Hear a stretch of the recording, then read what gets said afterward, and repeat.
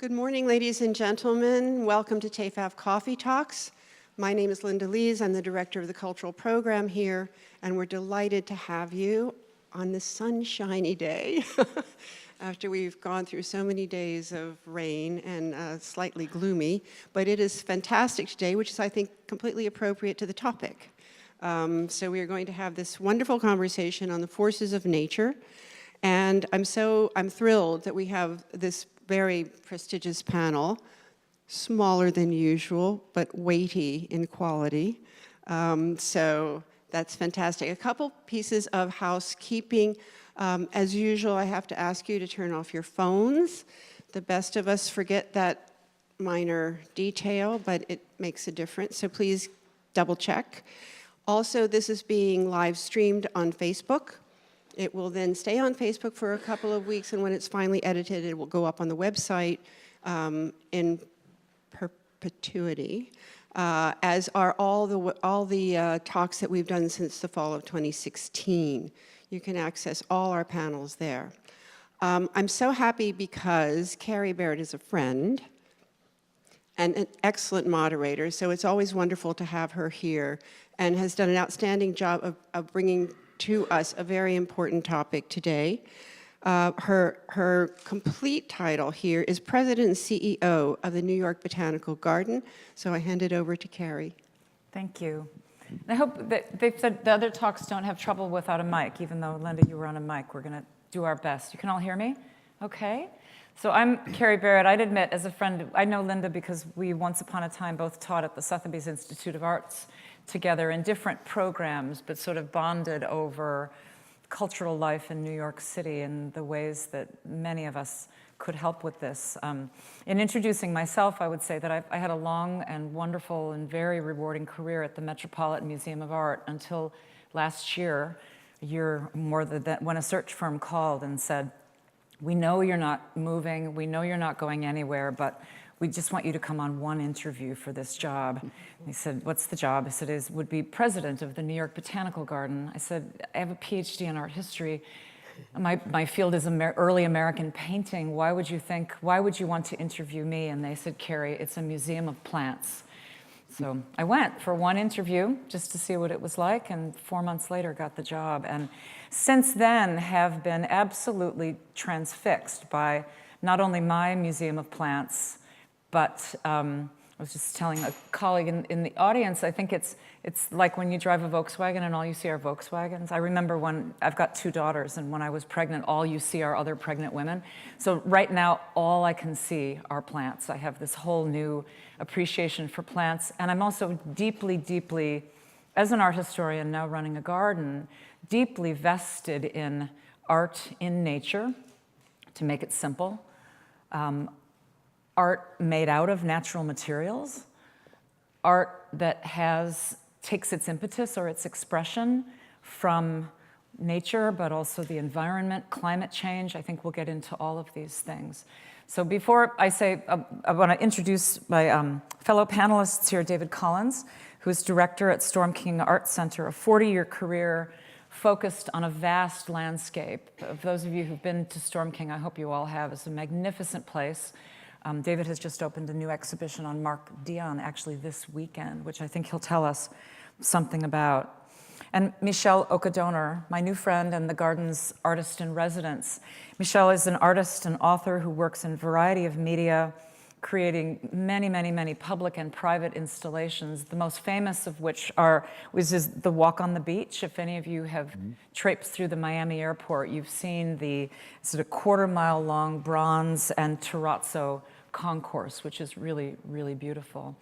I'm glad to be working with Michelle at the garden and people are saying, so what is she making? Before long we'll know what, but what I was really interested in, it was hard for even my colleagues there to say, it's not a commission, it's a residency, it's a way to help me talk about the landscape in a different way. I have horticulturalists, scientists, educators, retailers, all of the various people trustees, donors, people who all see the garden in different ways. And what I felt we were lacking was an artist who would come in and just talk about this.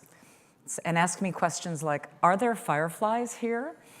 And know that that's not only part of the biodiversity of the garden itself, but actually is part of Mother Nature's canvas. In setting up this panel, when Linda, I've done one at, I think, every TEFAF, and I would say a little self-serving, partly not just because I'm friends with Linda, but because we were come up with a topic that was sort of a burning issue. And again, in the, I drive a Volkswagen, and now I don't really, but I only see Volkswagens because I have been conscious of art and the environment. The kinds of articles and news stories that now jump out at me are in the museum section on March 14th, Alina Tuged's article on Can Art Help Save the Planet? Wrote a great article that was talking about all the current exhibitions of historic and contemporary art happening all over the country that take nature or the environment as their focus. The Cooper Hewitt Design Triennial opens in just a few days, May 10th, and it's called Nature. It includes 62 projects focused on how designers and artists are collaborating with scientists, engineers, and environmentalists to find solutions to help our planet. And the current Milan Triennial, curated by the magnificent Paola Antonelli, is called Broken Nature: Design Takes on Human Survival, addressing humanity's troubled relationship with nature. She invited artists and architects and designers representing 40 different countries and tried to accessibly present complex data and grapple with aspects of life in the Anthropocene, which I'm going to leave for maybe Michelle to talk about. So that's my preamble. It's why we're here. That's a lot. The last thing I'll say is that I think from that early question of, oh, I'm an art historian, why would you want me to lead a botanical garden? Oh, it's a museum of plants. What I also became focused on is that almost all of our great museums, I can't think of one that isn't. The great museums, the founding museums in this country, and the ones that came after it over, the Met is about to turn 150. My botanical garden is 128 years old. Every one of these museums is in a park.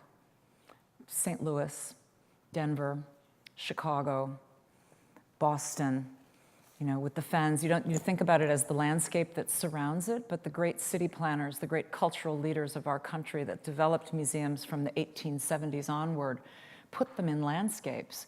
And in large measure, those have been preserved, and those that aren't are being, rejuvenated. What has just happened at Indianapolis, where what was called Old Fields and was a museum in a park is now called New Fields, one aggregated institution, this is sort of, a very simplistic way of putting it, but where Charles Venable, the director, realized that while going to an art museum might be a cultural activity that was a little intimidating, walking through a rose garden was completely accessible to anyone. And if the entree was through a landscape, chances are someone would look to their partner and say, oh, honey, there's an art museum. Maybe we should go, because the flowers and the trees and the grass and the fireflies had already warmed them up for whatever was going to be inside would be beautiful and not intimidating. Or I don't know anything about the Italian Renaissance or the ancient Egyptians, but even they lived at the same place. So I'm going to cut myself off and maybe ask David to talk a little, your thoughts. Would love to hear about Mark Dion and whatever you want to say about Storm King and its place in this terrific dialogue. Oh, thank you very much. Thank you for being here.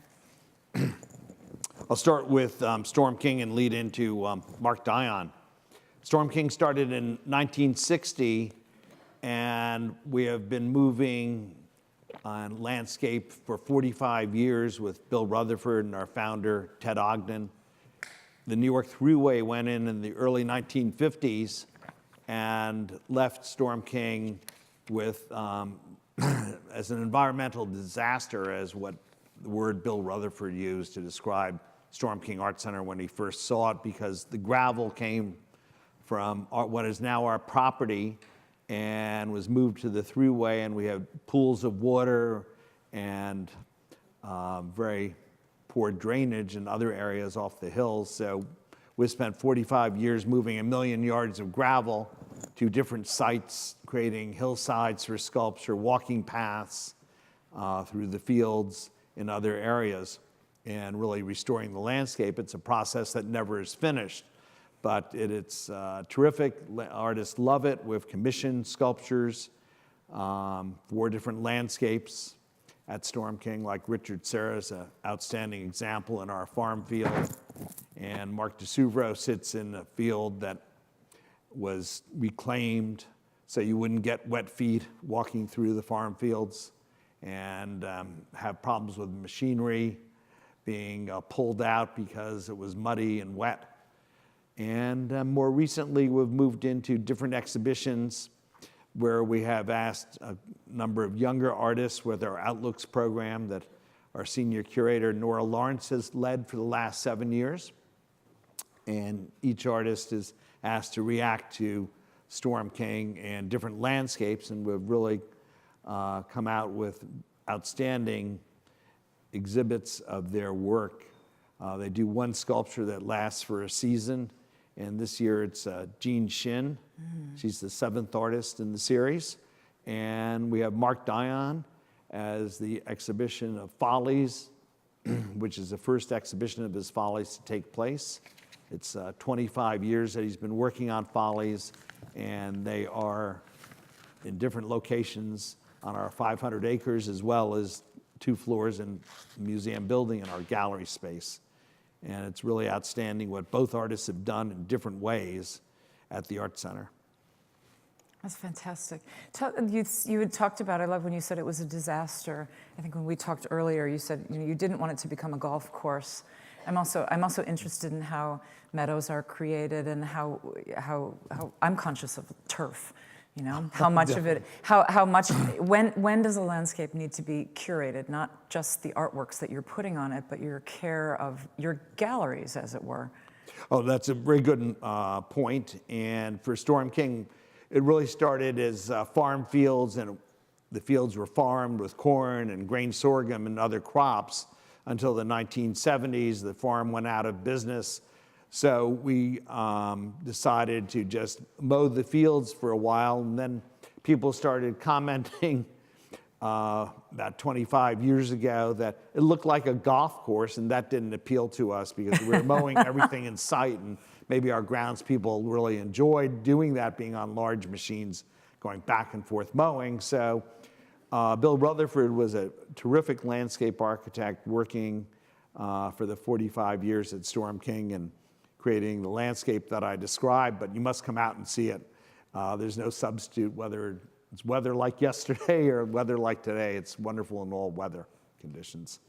But we decided we didn't want to be known as a golf course, and anyway, we hired Daryl Morrison, who's an expert on tall grasses, to come to Storm King, and Daryl, for the last 22 years, has been working on the native grasses, which also have wildflowers, and they're these large free-form areas of at least half an acre that we've set up throughout the property, and we grow the native grasses, and it's a very hard job, and they take a lot of maintenance. It looks very easy, and they're very beautiful after all these years. They're about 4 feet high and blow around in the wind, and then the early spring we try to burn the grasses when we have good weather. We get permits in early March without too much wet ground conditions or snow on the ground, hopefully, and we go through and burn, and it's nutritious for the earth and excellent to keep invasive plant material out, and adds a totally different dimension to Storm King, and it's very much a part of our landscape at this point. That's amazing. We could do like a Burning Man at Storm King. We could. Everyone always asks about that, and we cancel at the last minute because of wind direction and so forth. Yeah, it would be dangerous, but it's fascinating. As I say, I'm seeing things in a whole new way, and those grasses that you're not cutting are beautiful in winter because they're covered. They're like sculptural in winter. So that interest that you think, oh, meadow sounds like spring, but meadow is spectacular in the winter. And it's excellent for birds and bees, and we want to attract more wildlife and insects to Storm King. And we have winter walks, so that is wonderful for our membership program and the general public in January, February, and March. That's marvelous. Oh. Michelle, over to you. I had kind of tossed out the Anthropocene, but maybe tell us a little bit about your work. And I know there's so many things that you and I have been talking about that's pertinent to this topic. Well, the garden is really, even though I haven't spent that much time there, it's, I'd say, on all levels, a second home. Being born and raised in Miami Beach, I'll say before television even. Hard to believe, right? Isn't it amazing? And it was right after the war and not very developed, so there were empty lots. And when television came, it enlightened us because it had Tarzan. And we saw all the vines all of a sudden as opportunity. And we had such a great time. And recently I spoke at the Kampong, which is David Fairchild's personal home. And he had brought the seeds with him for the trees that grew around me. So I grew up with these best friends of trees, even the bad ones, the Australian pine, which are invaders. They had such fabulous sound in the evening when the wind came through, and started on Pine Tree Drive and went down where the golf course was, where I lived, and it sounded like the whole island was a harp. Oh. So, of course, I was seduced. And then the little pine needles, everything. And it's still there. In fact, someone who introduced all of us, really, Leonard Abbas, said, yes, they've got to get rid of those trees. They're uprooting the street. And I actually said, too bad. You know, it's poetic justice. So I'd say my work started in that way, in that place. It's about falling in love. What I also learned from many hours of observation as a child outdoors was process, watching things. I can't say I ever saw the bud break into the flower, even though I thought if I sat long enough, it might. But I did go to bed wondering what certain things were, and the next day when I went out, they were revealed. So these are very early and primal memories. So imagine my immense dissatisfaction at picking up the New York Times, and realizing that Miami Beach was going to go underwater. It was like, what? You know, what about my trees and what about what's there? So it was a real wake-up call.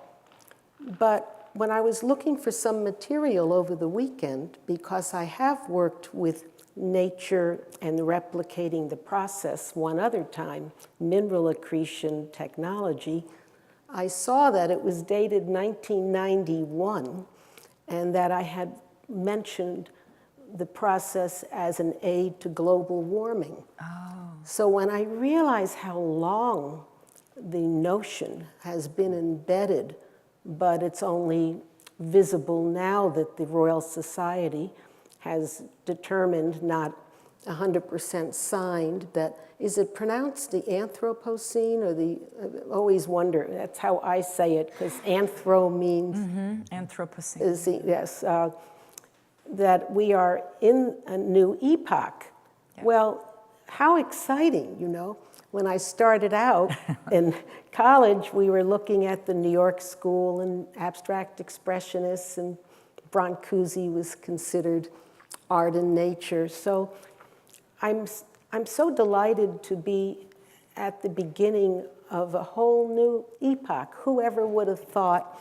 And at the garden, which is at the same moment.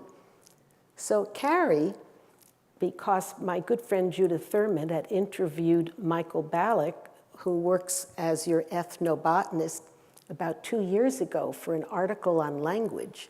And she kept saying, Michelle, you've got to meet this guy. You've just got to meet this guy. So the first thing I said to Carrie is, oh, I'd love to be. Thank you very much. Can I meet Michael Ballack? So, oh, all right. So she brought him to the loft.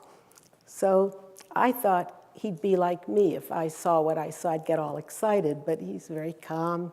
and he looked around for about a half an hour, and finally we sat down, and I said, so Michael, what would you think an artist could bring to the New York Botanical Garden that would add to the conversation, add to all the work that's been done, add to the vocabulary? So the first thing he said, I love this, he said, a stand of birch. I've always wanted a stand of white birch. So I turned to Carrie and I said, Carrie, can't you just give it to him? And then he thought for a minute, as Carrie was so correct, she didn't offer, I thought on the spot, she'd say, oh, Michael, of course, where would you like it, But then I realized she's the director of an institution that has process, So he said, solar, we need solar, make a sculpture out of solar panels, which turns out to be a brilliant idea. So that got me going, and that has been a very exciting notion of what to bring and how to bring it, and have it be a source of power. Ask Carrie to look and see which site, which building we could empower. And of course, the next morning I woke up and I said, oh, it's the sorceress. She's the source of power. And she's going to have a great golden sieve, which is where planting began 10,000 years ago, in the Neolithic period, the agrarian beginning. The sieve was the symbol of the collecting of all the grains and the rices and everything. And in there, we'll have the 7 biblical species. So we're going back 3,000 years to 10,000 years to the Anthropocene. It's going to be that kind of range, I think. I love it. You're laughing. So the Anthropocene is so interesting because depending on which crowd you're in, it's either, I love Michelle, she's so positive. We're in a new era. This is great. But if you're walking down a street where there are no plants and people aren't looking and they're just on their phones and that's what we're actually talking about is the way that humans are not paying attention to the environment, not paying attention to plants. And so I always stop myself because I'm not a climatologist. I'm an art historian who runs a garden, and the best thing that I think any of us can do is to attract people into nature. There is something that I've been studying with mainly my educators is a concept called plant blindness, where it isn't knowing the difference between an oak and a maple, or being able to recognize, a hydrangea or an azalea. Most of us know what those things are, but it's being absolutely oblivious to it. But then knowing in some way that if you take a walk in nature, even a run in Central Park, or I hear people say all the time, I come to your garden and I just feel better. I just feel better. And so we're working on a concept at the garden. It's a marketing campaign, but it's basically, the cure for plant blindness is first to see plants, to actually stop, it's literally stop and smell the roses. You see them. And then if you see them, you might want to get to know them. What is that? That's so beautiful. So the stopping is, I wonder what that is. And when you know them, you start to love them. So see, know, love, and then the last one. And when you love them, you'll want to save them. This is a concept of just getting people, because the things that you love, you want to save, whether it's people or plants. So I think what we're doing, to get it back to what we're doing in all of these institutions is also trying to attract people to places that can heal. And I'm a firm believer now that nature is at the basis of many, many, many, many other cures, maybe, to what we're going through. But that see, know, love, save, along the way, it's about people and plants. So the person feels better, and that plants have a better chance of survival, right? You're nodding, yeah. Yeah, no, definitely so. I fully agree. It's what you're doing, at Storm King, I think. If it takes a Marc de Souvero or a Marc Dion to draw people into nature, they are also spending a day outdoors, which is a Carrie, choice, right? Definitely, because people come to Storm King not just for the sculptures, but the 500-acre landscape and the programs we're doing, and the artists are doing programs that, working with our educator and curatorial department, that they want to do, and we want to really hear what their vision is and That's great. get it out to the public. That's fantastic. You left out eat plants. Without plants, we can't live. Oh, well, that's my favorite subject now, as I learn. So I went to Washington a month or so ago for the Garden Club of America, which I promise you is not, blue-haired ladies in little hats with like with pruning shears in their pocket. It's a powerful, powerful group. And the reason they invited me was to help them get the botany bill through Congress. It actually got represented by a senator from Illinois the next day, but we're talking about these very, very serious, these are the followers of Rachel Carson, the great environmentalists of the early 20th century. But I asked to be seated at lunch next to, I don't think he's here, but to the head of the Audubon Society, who gave a compelling, compelling talk about the work that they're doing nationwide. But my favorite thing that I told him was, and there's more federal money now going to the protection of species like that are cute and fly or have a tail. And I'm in a position now to say that without plants, nothing would survive. Nothing. Your cute little birds, done for. The squirrels, anything. So part of what, we're off on a tangent here, but I think part of what our institutions can do, I'm saying through art and through plants, is actually planetary saving, right? Absolutely. Well, I think since the beginning of agriculture, Cicero said in the 2nd century BC that we plant seeds, we plant trees, we sow seeds. It seems that man creates with his hand a second nature. Wow. So he knew we were altering it, and then in the Renaissance, Jacopo Bonafido came and said, well, if you're going to plant the tree, if you put one here and one here outside your hut, you've got third nature, the taking aesthetics to the planting. So it took it a third. We are on the fourth right now, Okay. which is the combination of technology with nature. So, and that is positive technology. The other technology, which maybe we could say is what farming, industrial farming has done, has not been the positive.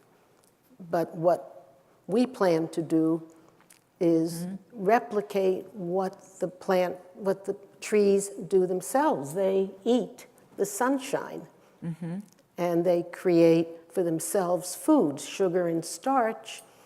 If we can make sculpture, if artists can come in and create a situation where their sculpture is eating the sunshine and then feeding the building, we have done what I'll call an inversion of fourth nature. Oh, that's so powerful.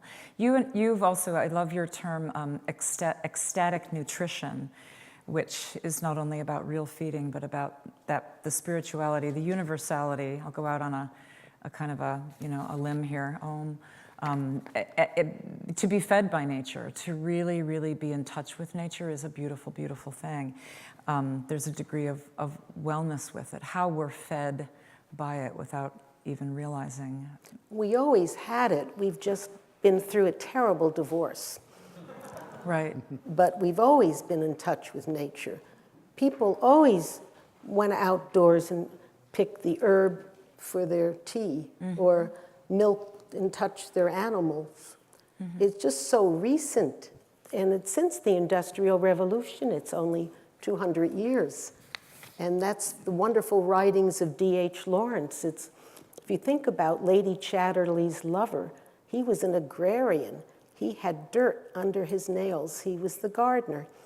And so all of his writings, if you look at it through the lens of the separation of people from their land and into urban centers, it's so extraordinary. He knew, E.M. Forster knew, he wrote an extraordinary short story, The Machine, Is It Stops or Ends?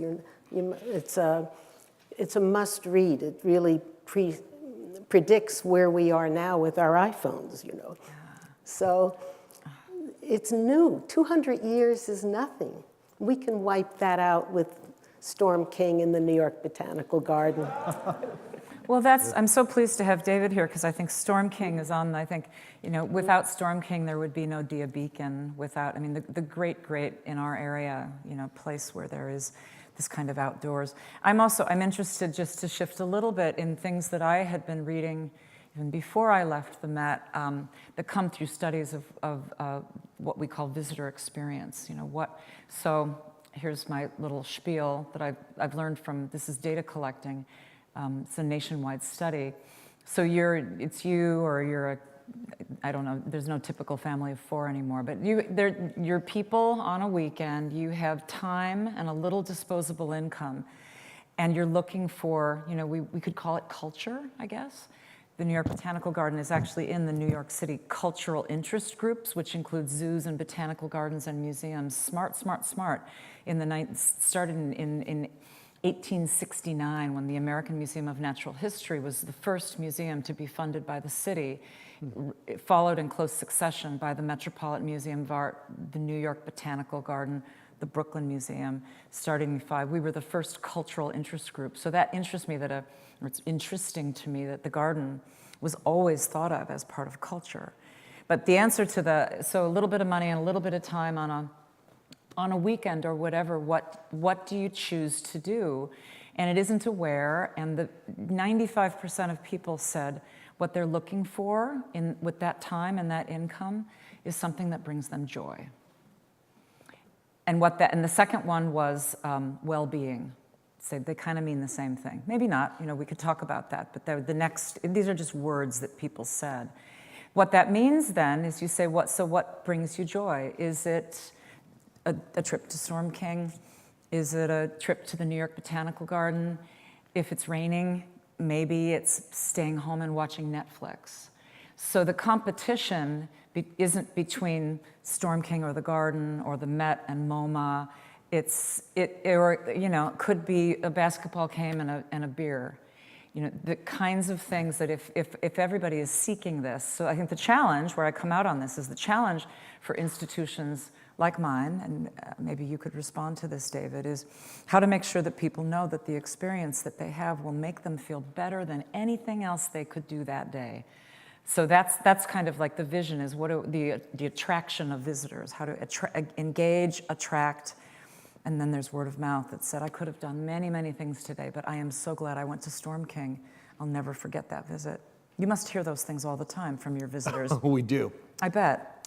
And people come for a variety of reasons, whether it's public transportation or automobiles, of course, are still popular, but we have Coach USA and we have Metro North going to Garrison, where we have a van pick up people. Oh, good. We started a couple of years ago, so that's been very successful, and we're looking into more public transportation as well. But people do come for a full range of activity. We have family programs, and just being out in our environment, seeing the sculptures, the exhibitions, and riding bikes, walking around, it's really quite fabulous. And so it's a range of reasons people are coming. You remind me that's the all-purpose visit. You think of a place where, so I'm going to use that not so typical family of 4, but you know, he wants to be outside and get some exercise, and she wants to go to a museum, and the kids want to, you know, do something else that is, and partly I think the places that you and I lead provide all of those experiences, which is really, really nice. And museums, I would say the museums that I'm now more in touch with that are actually taking advantage of the landscape right outside their door, not just as their situation whether you're in, St. Louis or Denver or Dallas or Brooklyn, but actually allowing people to go out. I'm remembering, it just came to mind, it was not anything in my notes, but that I was lucky enough to go to Bilbao. This was many, many years ago. I think I was on a courier trip. And walking, my favorite experience about that was that one of the audio guides was Frank Gehry. You get in the lobby, you put the architect in your head, and he says, go outside, we're gonna walk around the building. And we actually had to, he made you touch the building, look at the river, see the grass. I hadn't thought about that yet as a natural experience, but I loved the idea that in order to experience, we were experiencing the sculpture of the building, but a lot of what he talked about was the way that great big sculpture that is, the Guggenheim Bilbao is actually situated in nature. I forgot about that until right now.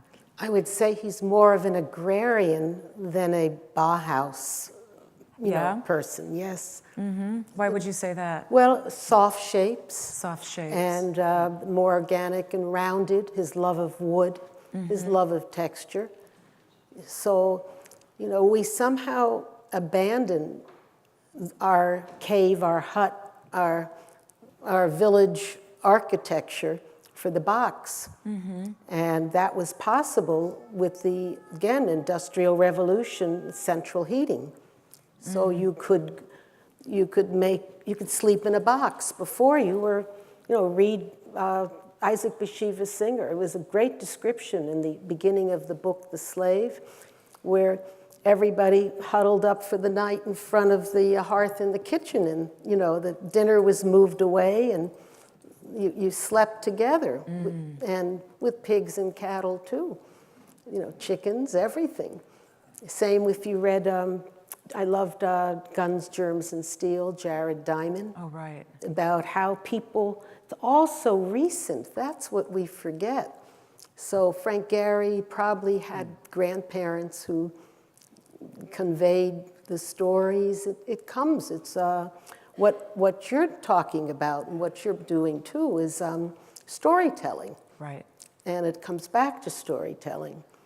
I had Sam Oka in my life who grew up in the Russian woods. So when my parents went out Sunday night and our housekeeper wasn't there and he babysat, he gave us everything to eat we weren't allowed to have.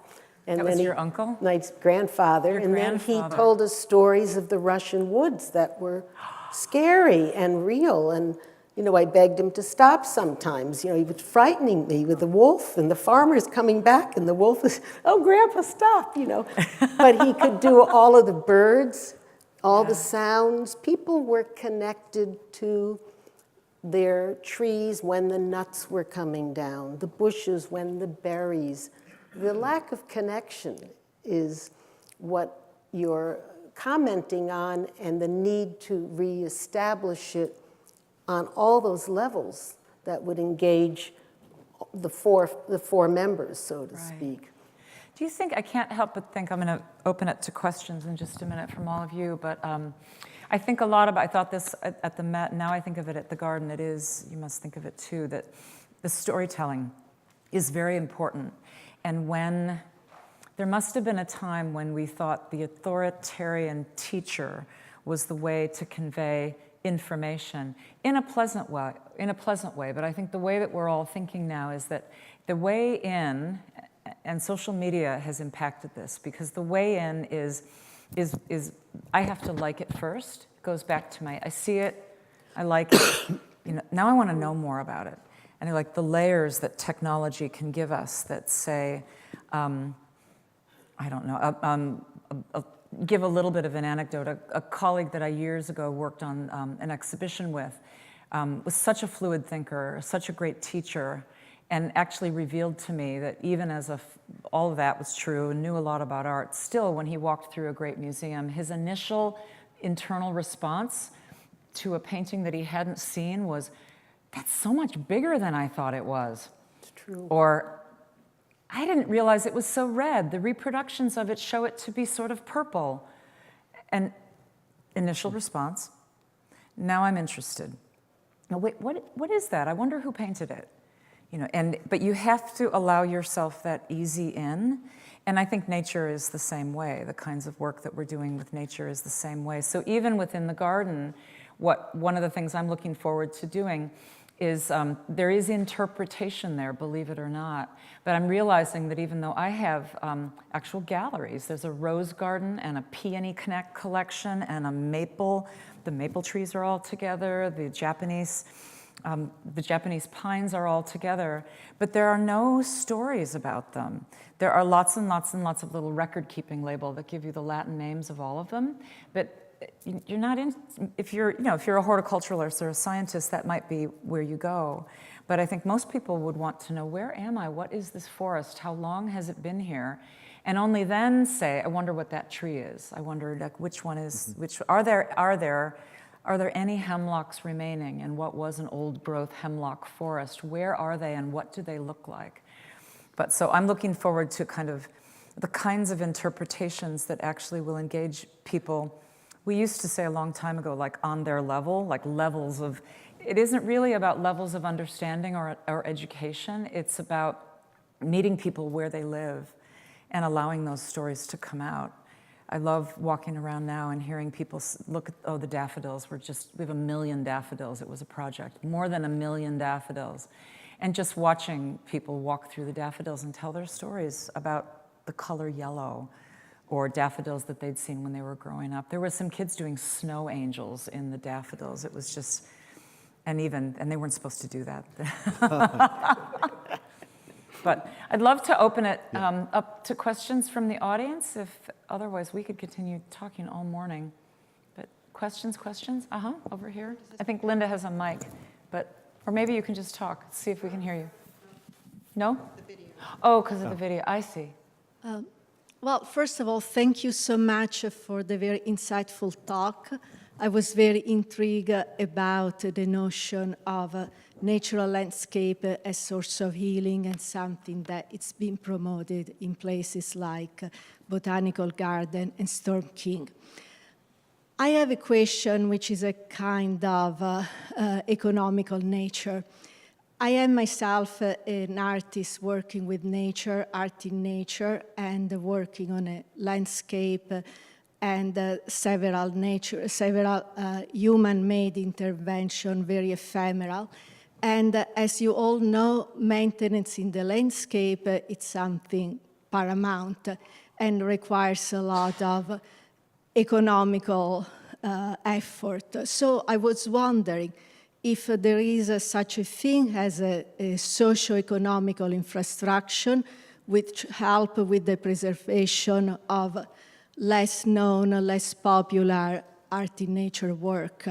And I strongly believe that such infrastructure, which is not the Land Conservancy, unfortunately, at least in the county where my work is, such infrastructure would really help to promote many art in nature intervention. Like if there is support for a painter to produce work on canvas or sculpture, as we know, working in the land requires much stronger effort, which go beyond the individual capacity. Is the question whether there are institutions that will encourage outdoor sculpture or artists working with natural materials? I think with land and, I think we've landed there, absolutely, yeah. What comes to mind, maybe this isn't the answer to your question though, is one that I thought about even when I worked indoors in a museum, is the whole nature of conservation, art conservation now, which has long been to keep things the way that they were meant to be or restore them to their original way of being, which remains true for, I would say, historic works of art, but may never be true for works that are created outdoors that would be exposed to elements and sort of that whole notion that something looks like this today because it was created today. Now let's keep it that way. becomes a losing battle, I think, or we're looking maybe to artists in nature to understand that their works will change because of conditions outside or the materials that are being used. But thank you for the question. I think Linda's got the mic. Uh-huh.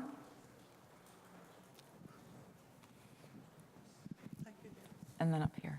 Yeah. You know, I was thinking about Michelle's grandfather and the woods, the trees that he lived. Oh, I have to turn, excuse me. Is that better?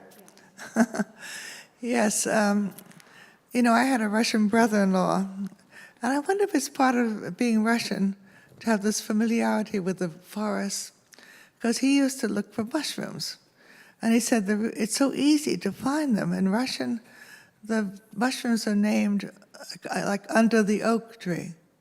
So you have you zero in on them by the tree. You don't. It eliminates a lot of the trial and error of the poisonous mushrooms, and that familiarity with nature was absolutely marvelous. Well, it's just an additional comment. I don't know if it's true what he said about the mushrooms, but I accepted it as true. I think it If anyone was true. speaks Russian. Was it true? I think it's true for the Swiss. I've been mushrooming way up in the mountains, and yeah, they know. In fact, I read recently somebody's gift. I think it was in a New York Times Sunday magazine. Somebody's mother-in-law's gift to them for a wedding was where she knew this patch was on some island. And she then eventually took them there, and that was what they had. And there were chanterelles.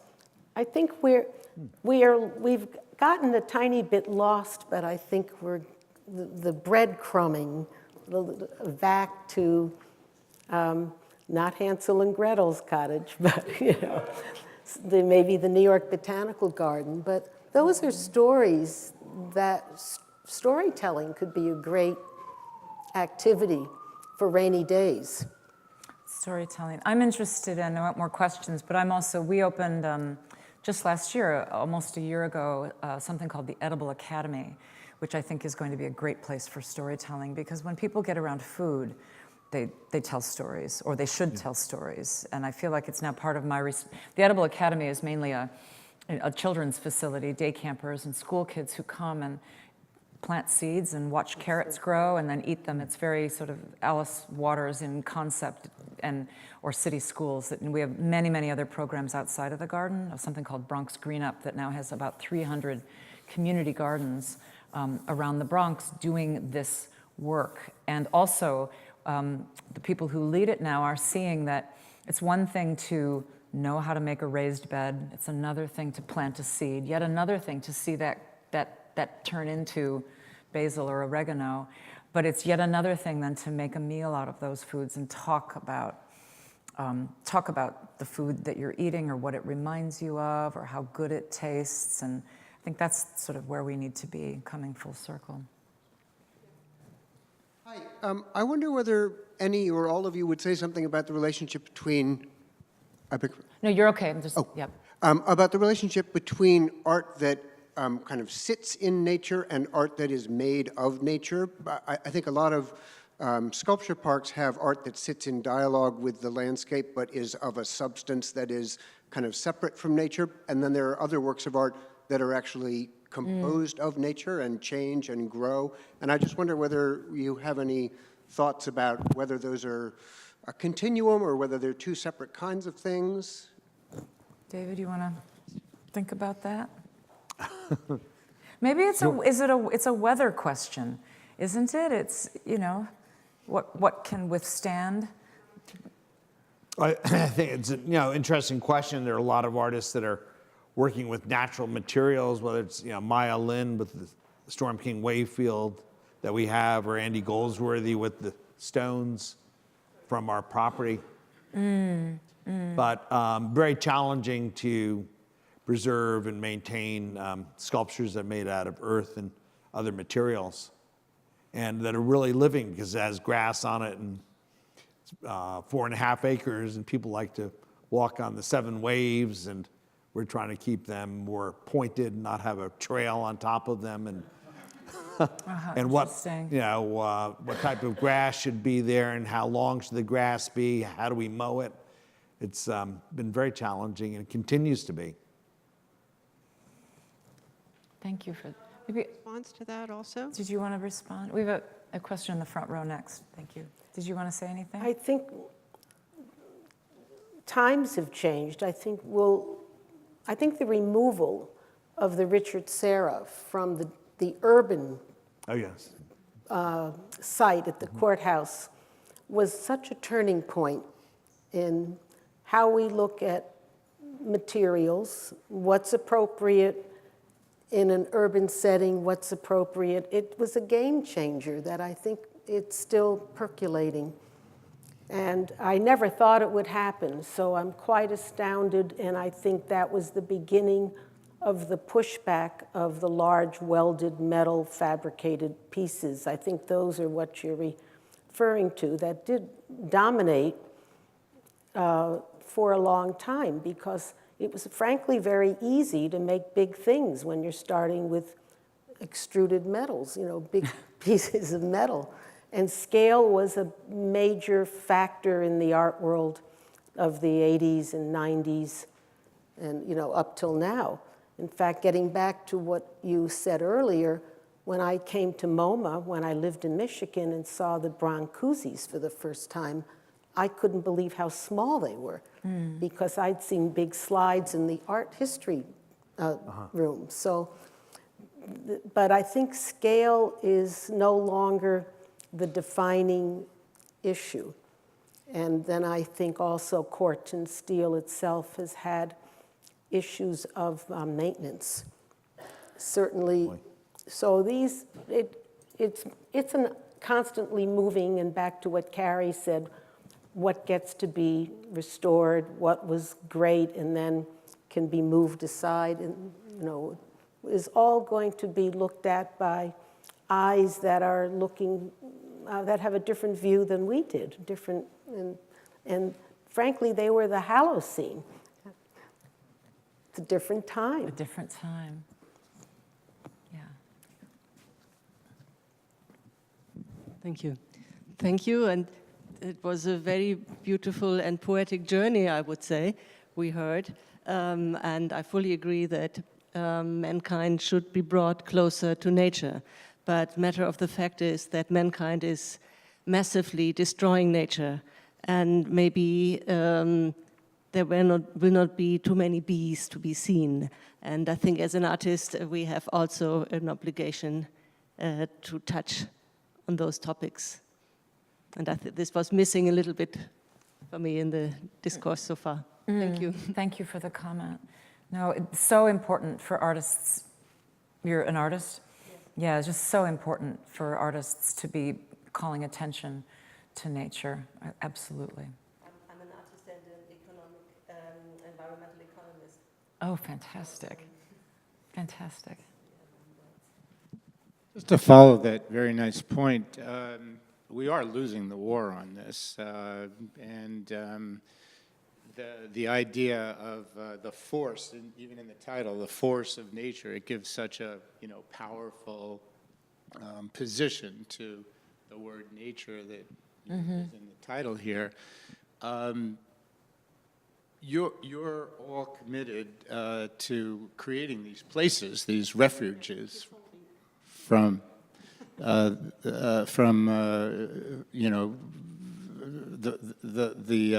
onslaught, really, of technology and this diversion of time at the time that you talk about, that you watch the food grow. It takes time to do that. It takes time to harvest it, then to cook it. And our whole society is based on this, this rapidness of everything that goes on. So, you're in your institutions you don't have the time to think about that. You're spending all of your time building these wonderful places that are a refuge from all of this activity that surrounds us. But I wonder if you have given some time to think about what we can do to crunch the notion of the environmental impact that our economics are leading us to. You're providing a place to go to remind us, but do you have any thoughts on what we can do to correct the course that we're on? I know you're not spending much time on it with all the things that you're doing, but has something occurred to you that we're not doing that we can do to better preserve the nature that we all really perceive to? I would say, just to dispel the notion that, speak for myself, that I'm too busy to think about that. That's all I think about. It's all I think about. And I would also say in my position now, so my predecessor, the amazing Gregory Long, cleaned up that house. Oh my gosh, there are no more cars being washed in the Bronx River. There are no more dogs being walked on the property. The Haupt Conservatory is not going to fall down. The library building is state-of-the-art and climate controlled. The work over the past 30 years was to get that house in order. And what he's handed off to me is now a house that's in order, that has to be maintained, can't just let it go, but that now has to be a force in the world. That has to not only be a destination, oh, lovely day at the train show, took my mother to the orchid show.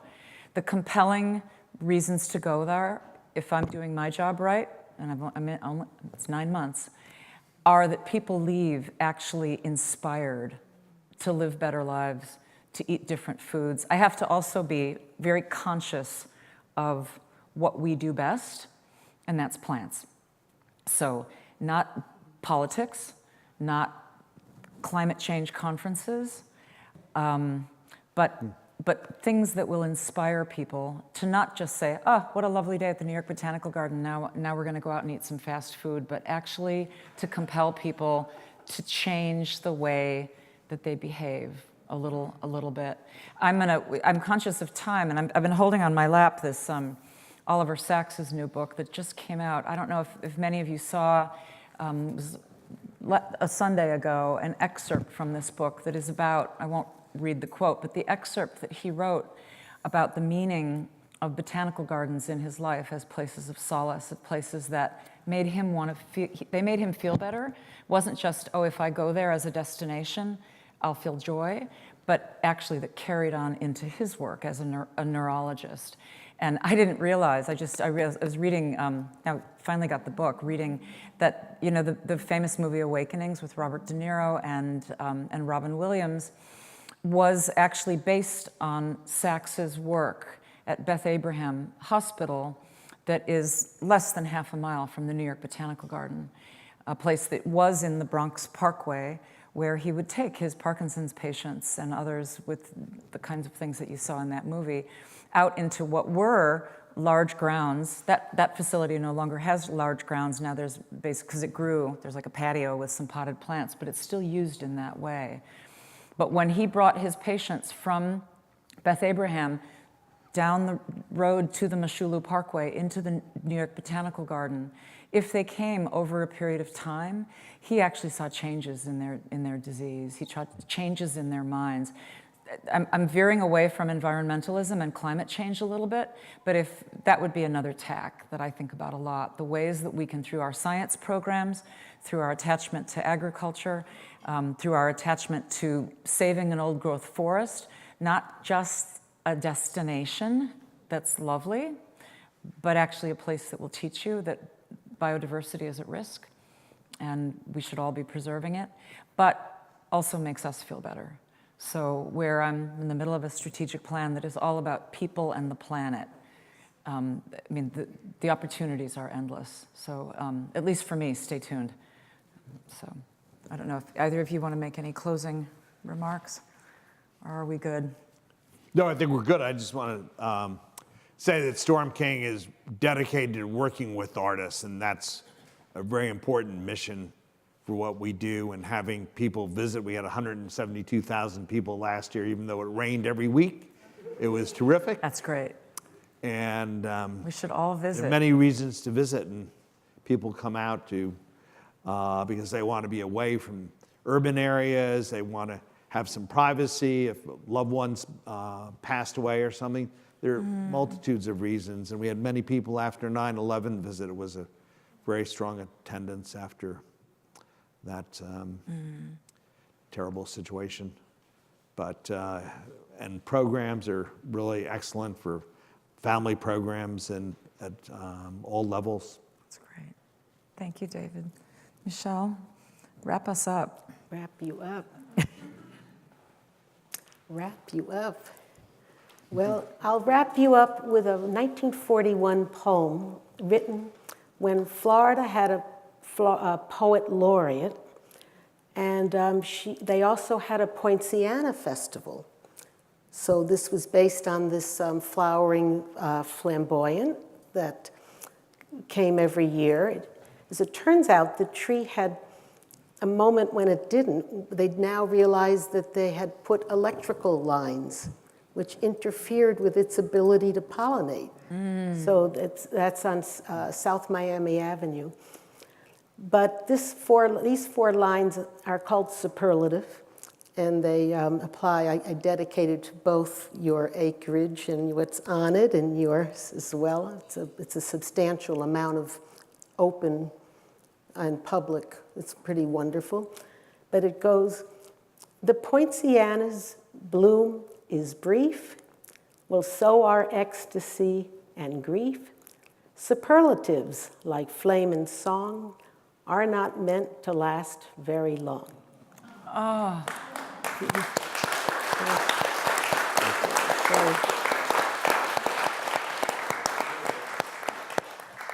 Thank you.